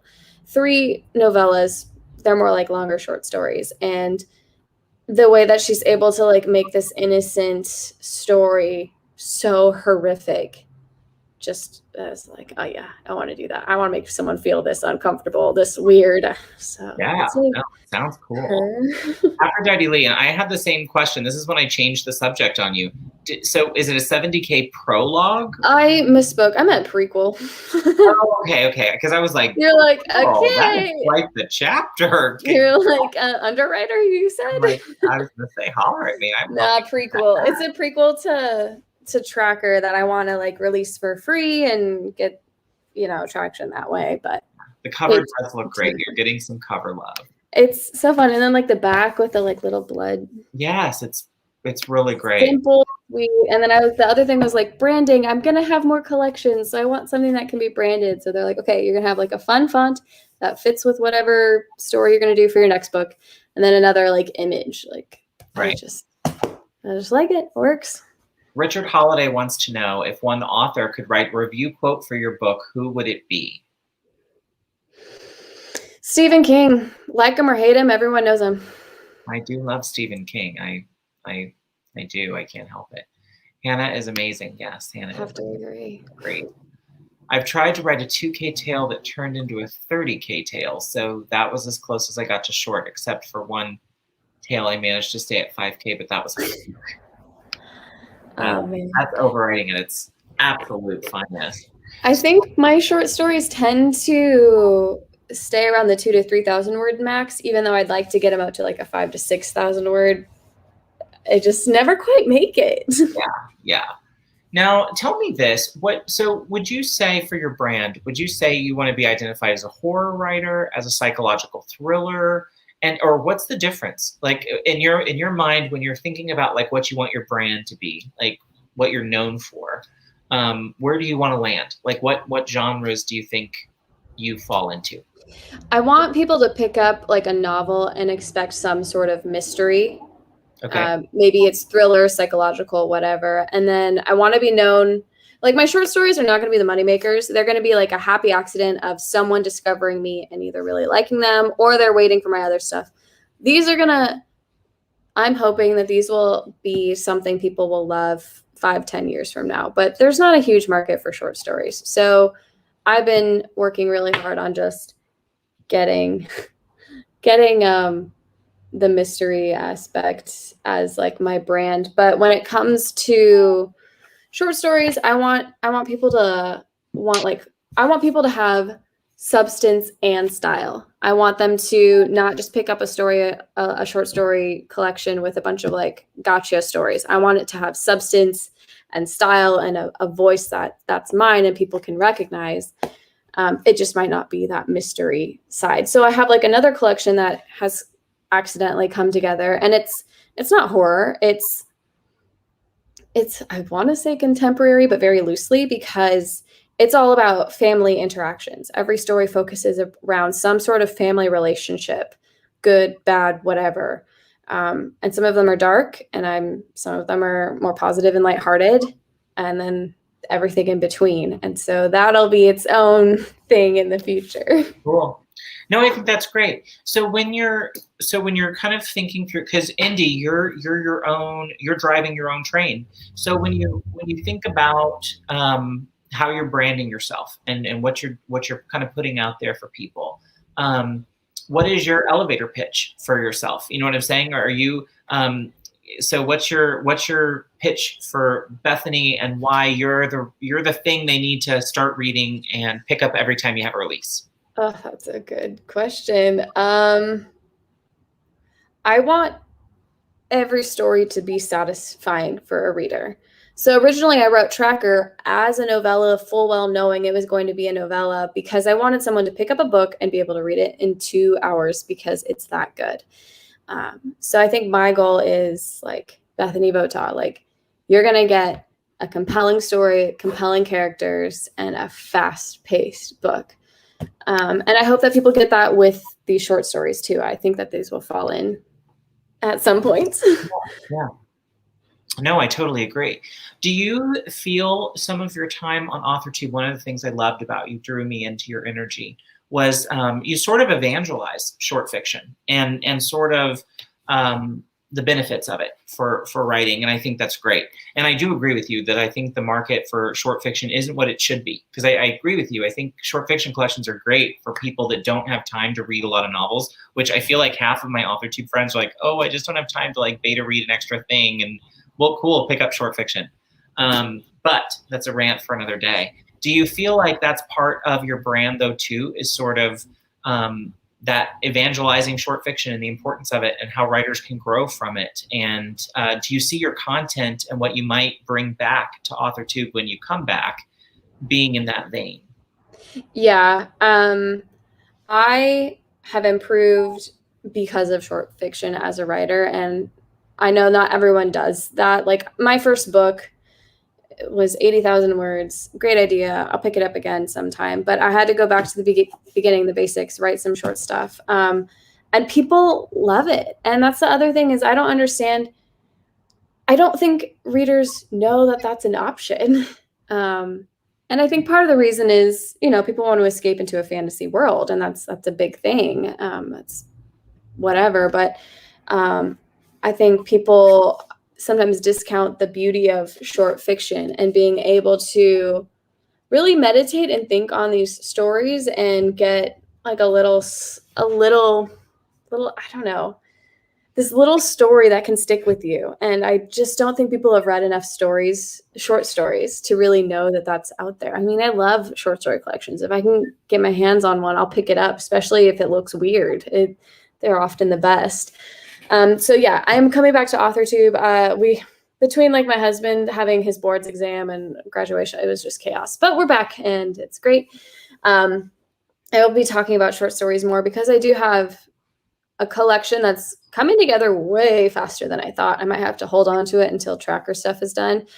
And then other ideas for collections. And I would love people to know that that's an option out there as well for either writing and reading. I think people would love so many of the short story collections out there. They just don't know they exist. Yeah. And there's something for everybody. Like, oh, fantasy's not your cup of tea. Cool. Use this one. Fantasy, you love fantasy. Great. Here's a collection of short stories about fantasy worlds. Like, right. It's all out there. Yes, I love reading short stories so much, which is why it pains me so much that I suck at writing them. More live streams, Bethany, please. So you're getting requests from the audience for more lives. Well, not everyone wants to escape into a fantasy world. Give me some historical or sci-fi or thriller, please. Sorry, everyone in no one language is a bit too in a bubble. Sorry. Okay. Okay. So quick question. Do you think that, so first of all, do you prefer doing the anthologies that you're collecting, like your own? Is it easier for you to work on something when it's all your own stories, as opposed to when you're working with a group or with a group of people? So A Season of Darkness was just like a fun thing that was born out of like a late night chat with like 10 other authors. They were like, hey, everyone has like a weird short story that doesn't fit in any one genre, right? And everyone's like, yeah, we got some weird stuff. And I'm like, cool, let's just do it together. Cause like a lot of them are writing fantasy or sci-fi, like giant books. And they're like a little bummed that it would be years before they would be published because that takes so long. So I was like, let's do it. Let's give people a taste of your writing. And that's what we did. It took a lot of work. I want to do that again. I would love to open it up to like more people, probably 30 people, but each person do one type thing. But it was a lot of work for me. Was that like who kind of came up with the idea, like behind the scenes? How does that kind of work? Did one of you just kind of say, "Hey, I got an idea," and then you kind of lead the charge? Yeah, that was me. It was great. Everyone it was a lot of work. It was. But I mean, everyone took on like a different role. Like Hannah, she's doing all of the social media, which is great. There's no way I could do that. Emily Oliveri, she designed the cover. That was great. But we all critiqued and edited and betaed for each other. But that was a lot of stories. I don't even remember how many stories, like 28 stories. It was a lot.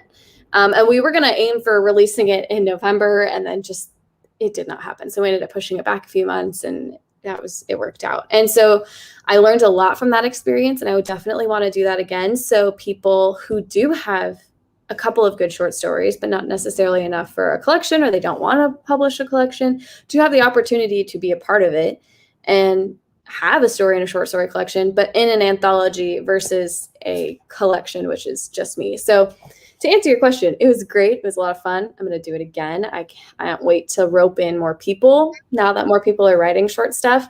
Yeah. But I love working on my own collections as a whole because I get to see it as it's more cohesive. Yeah. Well, and that's kind of what I wondered. When you're writing, when you're putting the collection together, right? So, and then this collection's 18 stories? 16.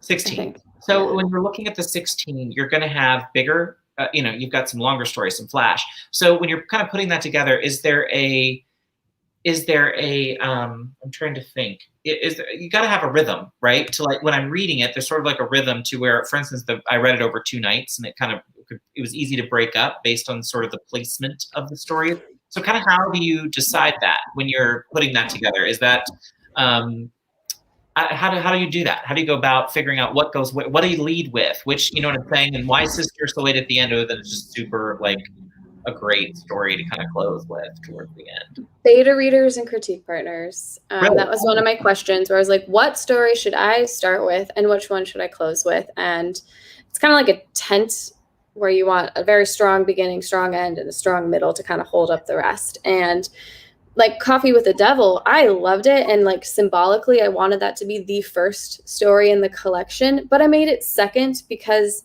my brother really set the tone for the whole collection. Yeah. And it got people like, I wanted people to read my brother and hope that they would get more stories like that throughout this collection, and hopefully I delivered. But and then it just becomes like breaking it up. Like, okay, I can't have like 3 flash fiction pieces in a row. Let's kind of like spread those out. And then I tried to make sure I didn't do too many like first person stories in a row, because I didn't want that to become. I was wondering, like, because that seemed really well done, you know, where it wasn't. I didn't want it to be like someone reading first person for so long that one would finally get to a third person and it throws them. Yeah. So it took a little bit of planning, but my beta readers, they help me a lot with. Interesting. And what do you do, like a Google Doc, and just like check, you know, like have people like check what? So it depends. So like right now I have Kent and Victoria and like Dawn all on one Google Doc reading like my other short stories for a future collection. And I leave questions in there, especially with this stuff. I'm like, okay, is this a cheap ending? Does this fit? It feels weird. Tell me what you think. And then at the end, I have a question of, okay, which one was your favorite? Which one do you think really like sets the tone for the piece? What do you think should be last?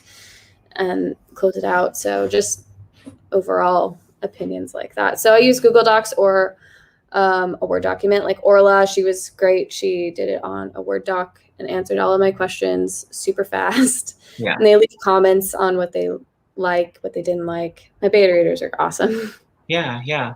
So how do you know you have enough? Or you know what I'm saying? Like, at what point do you go, oh, 16 is a good number? Or, you know, Season of Darkness was longer, or, you know, had a bunch of more story. Like, what's the magic number? How do you kind of know you're done, or you've got a complete collection? I don't really know. With the Season of Darkness, it was, okay, everyone put a story or 2 in, and we had a couple of stories that didn't quite make it. And that was the author's decision, being like, it just feels too much like an outlier. Let's not use it. And so it wasn't like with this, it wasn't I'm gonna write a creepy story. It was, oh man, I have a lot that kind of fit in this vein together. So I put it all together, and I found a few holes. And I wrote a couple of stories, gave it some time.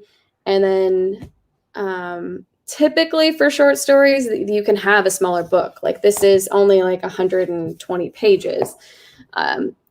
That's typical for the genre. If you had a fantasy that was 120 pages, you'd probably be raising an eyebrow over that. Or it better be middle grade. Yeah.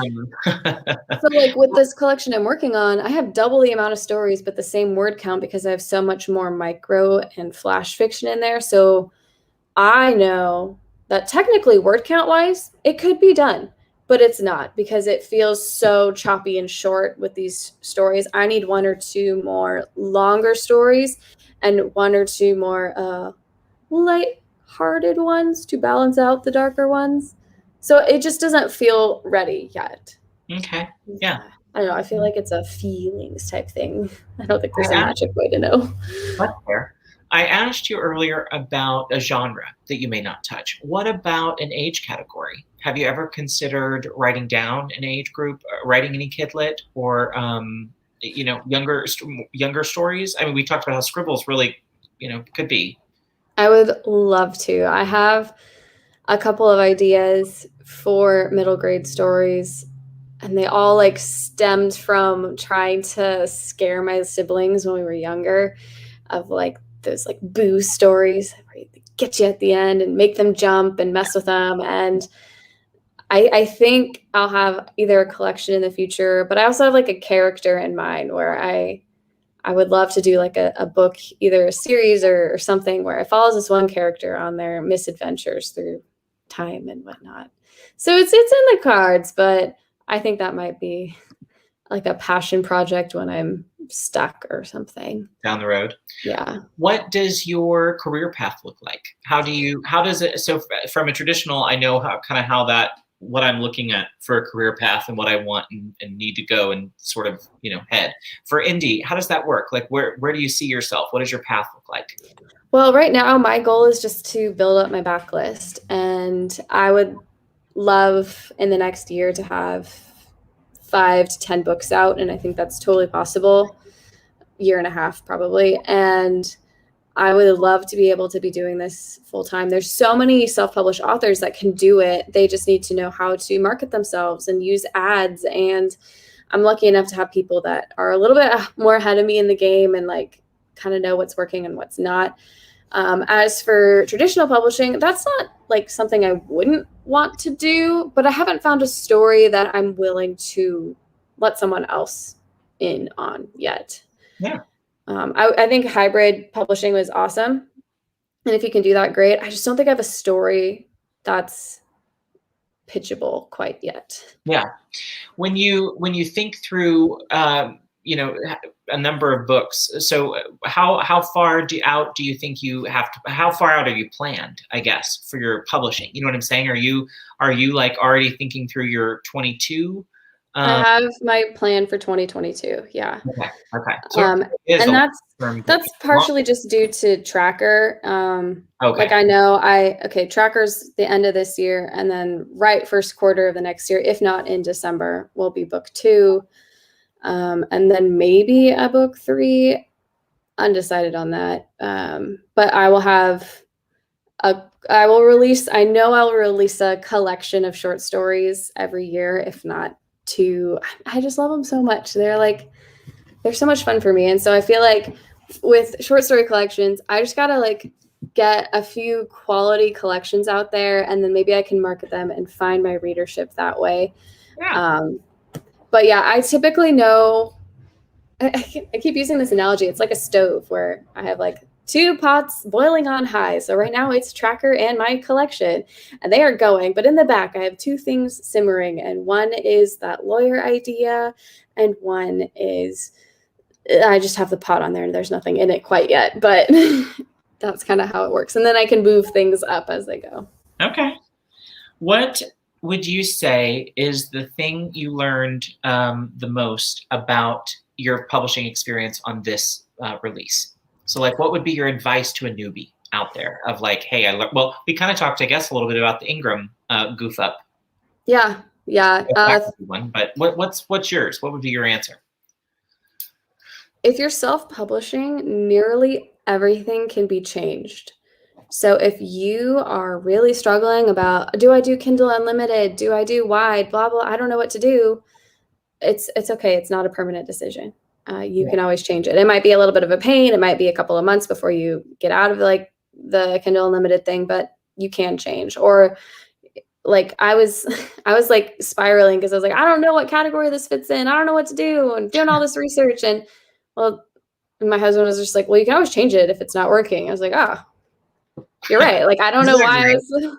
So like a non-writer does that. Like my husband does that too, where he'll just be in a rabbit hole. Like, why don't you just whatever? And I'll be like, I know. I'm like, well, I should have figured that out. Yeah. So I guess my advice is don't get stuck in analysis paralysis, because you can change something if it's not working. Are you going wide? Are you doing the wide thing? Yeah. Okay, and what is that really like? Kind of like layman, like break it down for somebody who doesn't really totally get it. And that just means you're at the you're not the just Kindle group thing, right? The Kindle Unlimited or whatever. Yeah. So Kindle Unlimited is you get paid per page read, and it really works for certain genres and authors. But you cannot have your book on Apple Books. You cannot have your book on Google Books. It's only on Amazon.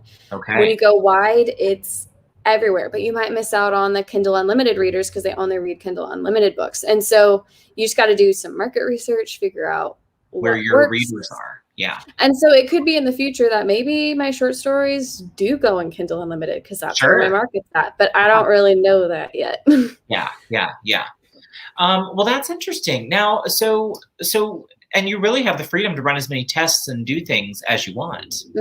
As you release a collection, you could release one and say, well, I'm going to let it, try it in Kindle Unlimited and see how that works and doesn't work. The Vixen of Fiction, her channel blew up over short stories. Her and her daughter wrote short stories, and they have like several thousand subscribers. But it totally grew out of short fiction. And she's taken the collections down because she's changing her channel up to be more focused for her writing. But she has some really great short stories out there. So I'm bragging on you. Really, I wish I could. Yeah, love it. But anyway, she's very talented in short fiction too. So I was glad she got to check out today. So you guys could find one another. So now real quick, so what would you say is the thing that you would tell someone to be prepared for on the like what to be excited about. Like, what's the thing that was the best surprise about this process so far? Other than, of course, me saying, please come hang out with me for 2 hours. Well, how excited like my writing community is. Like, you were so stoked. I asked you like really like, hey, would you want to like beta read or like ARC read for me? And you're like, heck yeah, like send it my way. And so just the excitement people have was great. And then the excitement for like the non-readers in my life. Like, my mom is so stoked. She does not read this genre, but she is cannot wait to hear like what she thinks of, like, especially the sister and like some of the dark ones. Yeah. So that's been fun, where it's like my sister this isn't her genre, but she's very excited. And so like having like both sides of like the writer spectrum and then the like non-reader, especially like the not this genre reader being excited, it warms my heart. Richard says Bethany's Discord community is wonderful. I don't get the Discord thing. I've got to learn it. I know everybody's on it. I don't understand it. I put my first novel on KU. My plan will be all first books in my series to go on KU because it worked to get the word out. Yeah.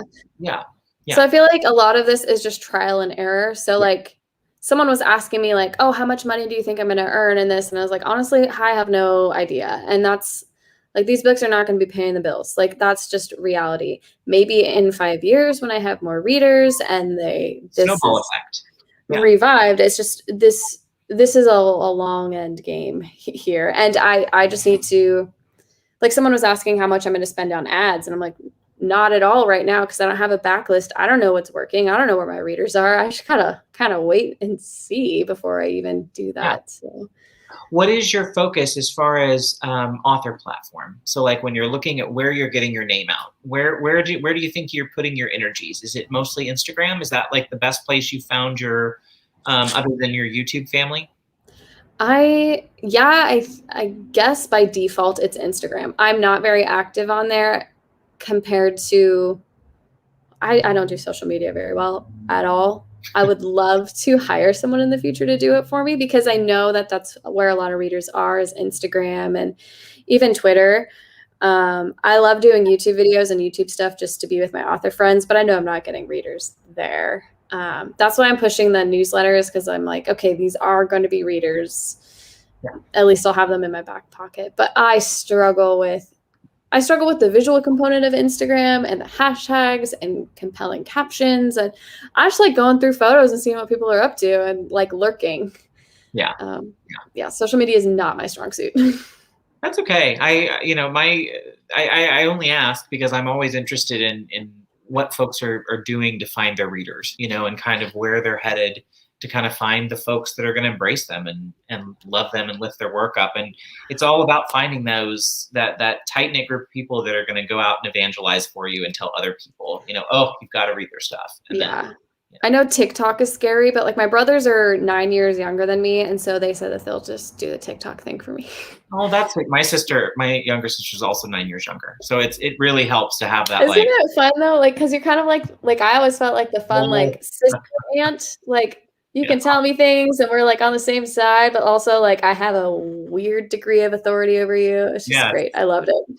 This comment, I feel you on this one. This is my thing, is they're all separate. And so I have like 6 of them that or I guess 7 now with the Pride and Prejudice one.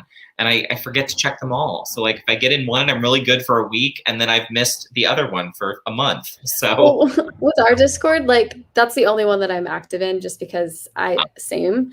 But you will have people that'll be like, oh my gosh, I'm so sorry, I haven't been here in like 2 months. It's like, great, like, all right, we've been watching your stuff, whatever, but promote what you want. Like, it's not weird that you're just dropping in to promote your stuff. Like, I want to hire someone for social media too someday. Well, I mean, I get it. What sort of things would you say has been the downside of the writing process for you? What's been the negative you've learned about yourself in the writing process? I'm what I would like to call a 90%er, where when I get something to like 90% done, I'm like, it's an A, we're done. That's not a good thing when you're like running your whole business type thing. So for example, it's like, I could have something mostly proofread, and then I'll just have like 2 stories that I need to do, but I'm like, it's fine. Like, it's probably fine. and it's just hanging over my head. Like, I just need to like be 100%er. And then the other thing is, I think some people in my life don't take the writing thing seriously because there's not the monetary value attached to it yet. And it's like, well, I can't just like drop what I'm doing all the time, because in the end, like, I blocked out this 2 hours of my day to write because I need to get these words in and whatnot. And people, it's not that they don't respect my time, but they just don't get it. They think that, yeah, I don't know if I'm explaining that well or if other people get that too. Oh, I think I definitely get it. And any other writers in the live chat comment on that. But definitely there are people who are, and always well-meaning, right? Oh, yeah. It's always people that love you, but they are going to say something at some point where you're just like, really? Like, it doesn't have to. First of all, I always say to my mom is the one who does it for me. There's in no time. However, I usually have to tell her it doesn't have to make any money to have value. Like, exactly. Period. But that's an ongoing battle in my household. For me, it hurts that people closest to me have no interest in what I do. And not only that, but some seem to resent me because I'm living my writing experience. Oh, that's hard. Yeah, that is difficult. So I can see that. Because the reason I asked that question is the thing we've chosen to love is such a solitary thing that I always find that answer fascinating from other writers. Kind of like, what's the thing that's been kind of lonely or sad about it that surprised you? Yeah, I think it's just the need to justify yourself. Yeah. Because like you don't get to see that sense of progress. And people think, oh, like you just write the book and you hit publish and that's it. It's like, no, it takes like planning and drafting and more drafting. Yeah. Marketing, yeah. Like, it's a lot. Yeah.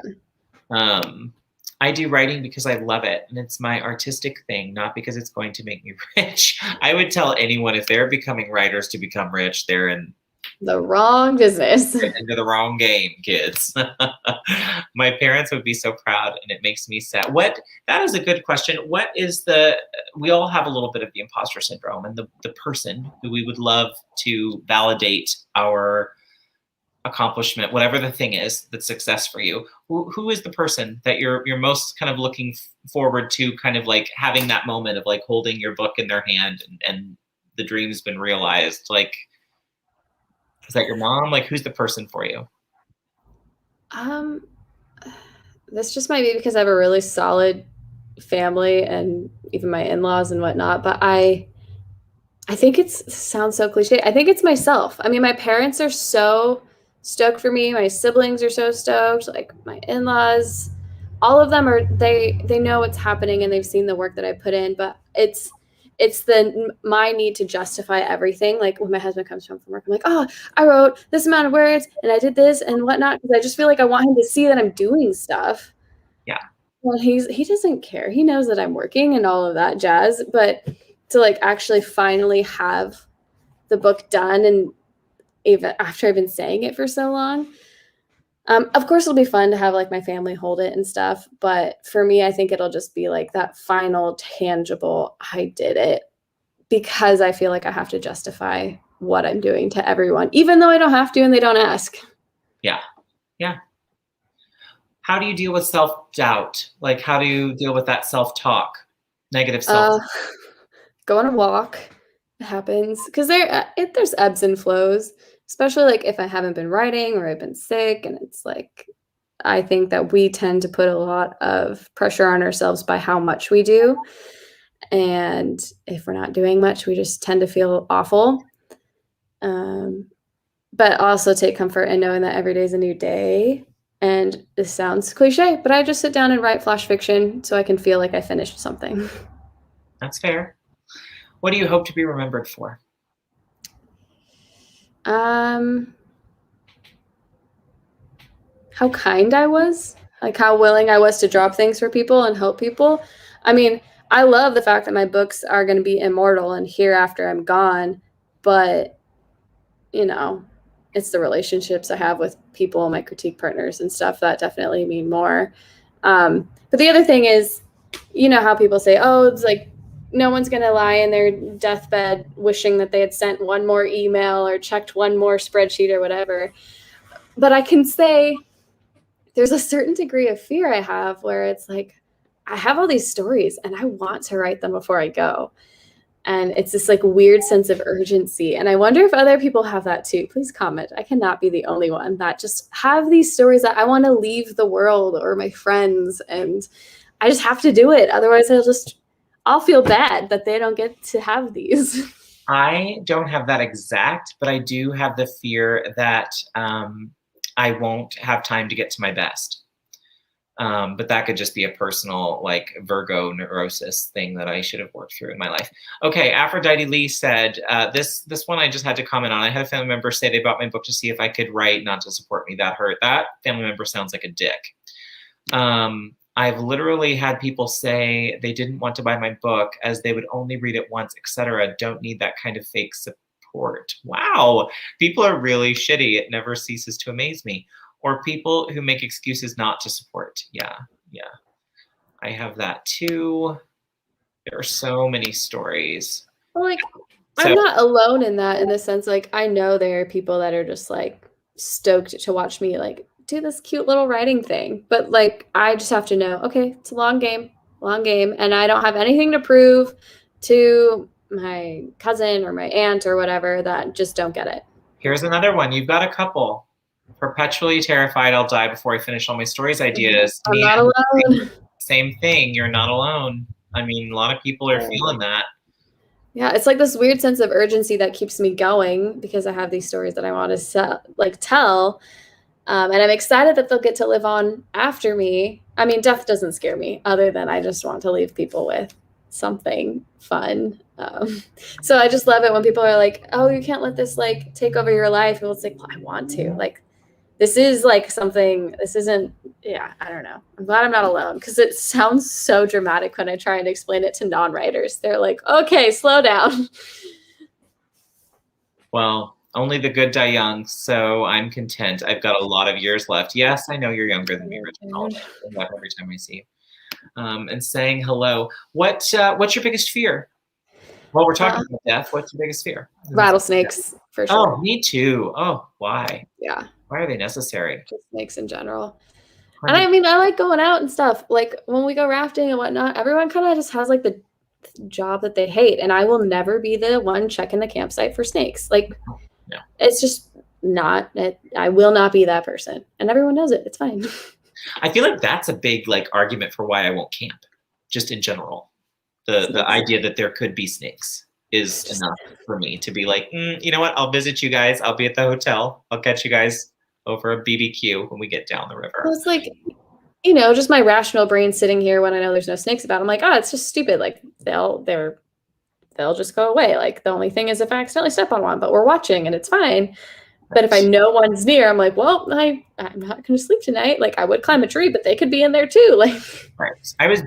Mine's rational. I was bitten as a child, and so it not by a rattlesnake, from a cottontail, but it was bad, and I had to go to the hospital. And it was terrifying. And yeah, so there's a reason. There's a reason for the madness. yes. So, what would you say? Is there a topic or a subject that is so taboo that you'll never write about it?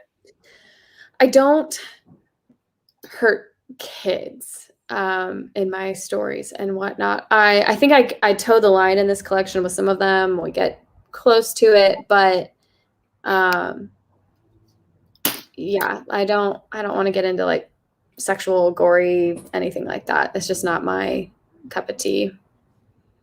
But I feel like I'm pushing the envelope with a couple of stories, just the way that I'm choosing to tell it, where I'm like, this could go over well, or people would think I'm very insensitive. And I might tell you about it later or whatnot, just to like get a couple of feelings. But that's why I have beta readers and stuff and critique partners to kind of check you. Well, and my advice would be, there's always going to be somebody who has a reaction that you didn't expect. Yeah. Yeah, that's the thing, is like, as the people pleaser, I think I might struggle with reviews, but I don't think I'll struggle if I don't look at them. Yeah. Hey, indie authors need you. I love that you put that at the back of the book. That's a great reminder for folks to do reviews. So don't forget to not only buy Scribbles and Scrawls, but review it. Talk about why that's so important. Just remind folks. I like to do it every time I have someone on. It boosts the algorithm, but if you have over 10 reviews, it just gives the book more like an appeal to authority of like, oh, this is a real book, not just like a random thing. And people use reviews to find books, but more than anything, it just like bumps you up in the algorithm for different categories, usually Amazon. Yeah. So yeah, it just helps a lot. Like, and it's free. It's a free thing you can do. Yeah, yeah. I've probably got 2-3 weeks left then. What are they talking about? I have no idea. Never worry about what people will think. Just write what you're passionate about and are feeling. Oh, I think they're talking about whether or not people will like. Oh, gotcha. Yeah. What you already answered who you'd want to write your review for you. Who is? I'm surprised because you mentioned Stephen King earlier. What about the father of horror? What do you think he would say of the collection, specifically like the sister? I think he would like the sister, but I've gotten the most feedback on The Night Man. People saying that read like Stephen King. Agree on that one. So that was fun. Where it's like, I'm not trying to be Stephen King, but if you're gonna make that comparison, like I'll take it. Okay, this is the line for what I won't write is anything that glorifies evil as justified. Fair. I toe the line as well, but hurt kids is not my jam. So much so I had a hard time with Harry Potter, loved it, but I kept wanting social services to step in. So I understand how you feel there. Or personal experiences with my own real life villains. Those pieces aren't fictional or shareable nonfiction. Interesting. So everybody has a line, I guess. You know, yeah. I would hope. I think it also depends on your execution, where it's like you can tell, like, you know, with the sister, it's not good. Like it's not good. It had a good resolution, I guess. But I thought it was satisfying. Yeah, me too. But yeah, does that make us bad people? I don't know. I don't think so. But like we're like, yes, the child the it's great. Brilliant. Okay, well, it's fine. What is the best prompt you've ever been given?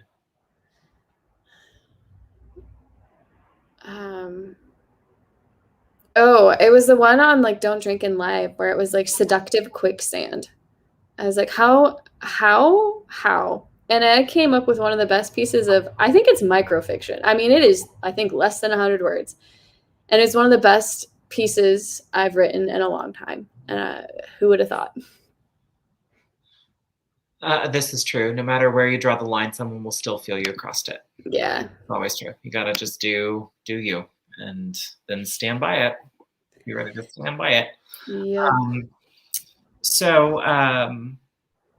Anyway, I lost track of my train of thought on some of these. This is special. Which did you see this? Yeah.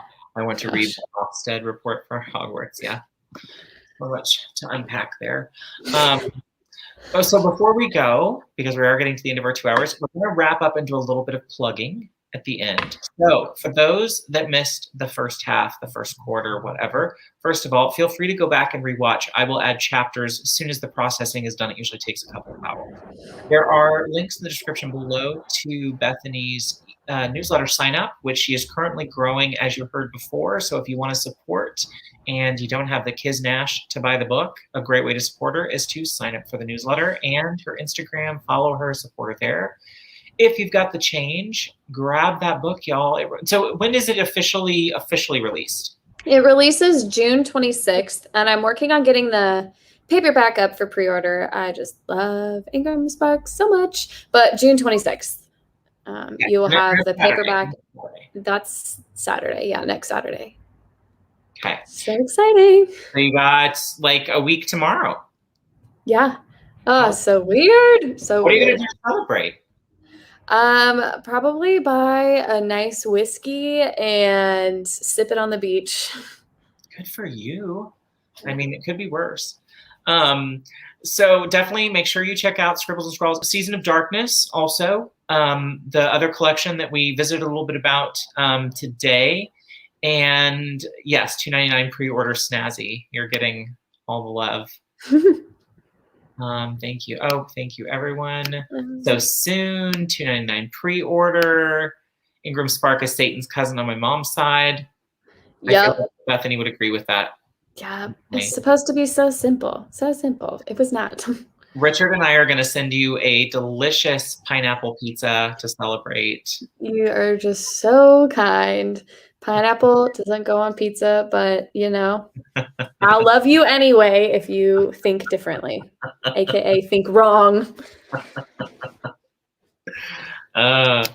And yeah, see, the pineapple debate, I feel like this can be quickly resolved by a vote. So I love pineapple, just, you know, not on my savory food.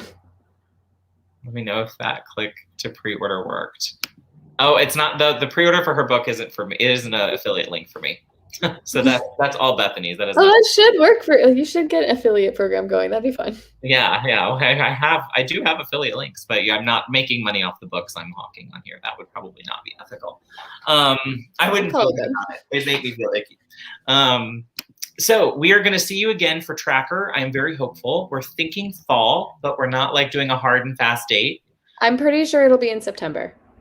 Cool. Fairly certain. Yeah. Cool. And if you guys sign up for my newsletter, I will be doing perma-free things. So we got a prequel that I'm working on. And then when I release another short story collection, I have one that I'm kind of working on. It's just a free thing for my newsletter subscribers. So you'll get free stuff. Like, what could go wrong with free stuff? Nothing. I mean, totally. What else can folks expect from your newsletter? I send a newsletter about once a month, and I shout out some other people, just kind of give you an idea of what's going on.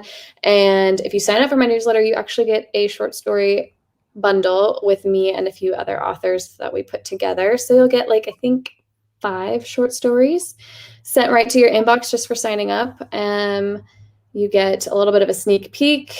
I might release the collection a day or two early, depending on Amazon, how fast they do things. So you'll get to know that. Just fun stuff like that. Cool. And we will be seeing you getting back on Don't Drink and Live. That'll be coming back. And that is a Saturday function usually. Am I right about that? I think so. I'll have to check in with Kent because of, you know, the major time difference now, but great. That will be coming back. Cool. And then you're coming back to your channel sometime soon with canned content, as well as Richard's hoping for some live streams. Yes. Yeah, I used to do Flash Fridays where we would just write flash fiction on Fridays. So I got to bring that back. Perfect. Perfect. Come do some Flash. You all, I will find a time. I will say, as an alcoholic, Don't Drink and Live is not the best venue for me to join you all, but I will find other excuses and ways to join you on the Flash. 100%. We've just been drinking a lot of tea lately. Yeah, I know. The first time I went and I sat there and I left and I was like, this is probably not this. Probably, yeah, know your boundaries for sure. Like in hindsight, I was like, this is not what my sponsor would want to see me doing with my Saturday. But anyway, definitely check out Don't Drink and Live. I would love it if you do Friday Flash Fiction. Let me know so I can promote it on my socials as well, because I will definitely join you for that. And what did you do? Like just throw up prompts? Yeah, I asked the chat for prompts, or I threw up some, and then I usually gave people like a little bit of a tip or trick, like, all right, like, if this is your first time writing Flash, maybe don't set it in space. Just a thought. Yeah. So I'll sometimes help with that. And then sometimes people will send me stuff and we'll read it out loud together. It's pretty chill. It's just writing sprints, but I would love to have some guests on and we can just write some Flash together. Yes, well, we're ready to have you back, because I was, like I said, I was surprised when I went over and I was like, her content's gone, she's gone. And then you're coming back. So yeah, no, just kind of like a quick little rebrand, because there was like, I don't know, videos that I was like, oh, this isn't very good quality, and it's just weird. So trying again, like that was the first draft. This is now a second draft. Yeah. So the YouTube channel is listed below, the Instagram, the newsletter sign up, don't forget that, Scribbles and Scrawls, A Season of Darkness, and find Bethany on the socials, definitely Instagram.